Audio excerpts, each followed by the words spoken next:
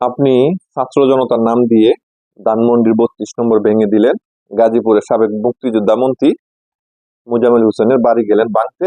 যদিও তারা পরবর্তীতে বলছে তারা রক্ষা করতে গেছে বা পরবর্তীতে এখান থেকে তারা মার খেয়ে আসছে।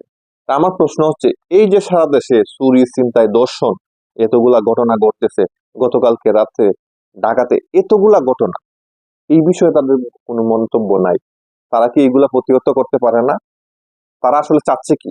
তারা দেশটাকে কই নিয়ে যাচ্ছে? এটা কিন্তু জনসাধারণের মনে অলরেডি প্রশ্ন চলে আসছে।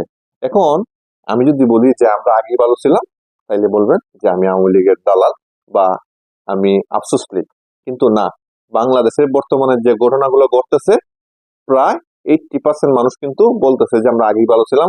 হয়তো অনেকেই শরমে বলতেছে না বা অনেকেই ভয়ে বলতেছে না, কিন্তু বেশিরভাগ মানুষের মনে কিন্তু অলরেডি ঢুকে গেছে যে আমরা আগেই ভালো ছিলাম শেখ হাসিনার আমলে। অবশ্যই ভাই, কারণ আপনি যখন ব্যর্থ হবেন তখন মানুষ বলবে যে আগে ভালো ছিলাম। ভাই, দেশে কিন্তু আবারও কিছু একটা ঘটতে যাচ্ছে।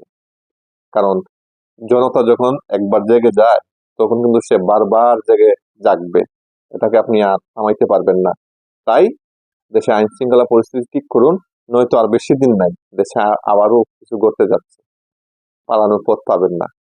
আমার ভিডিওটা স্ক্রিনশট দিয়ে রাখবেন। পালানোর পথ পাবেন না। যারাই দায়িত্বশীলে আছেন বা কারা কাঠি নাড়াচাড়া করতেছেন, কেউ কেউ পালাতে পারবেন না, পথ পাবেন না। একটা জিনিস হিসাব মিলাই নিন।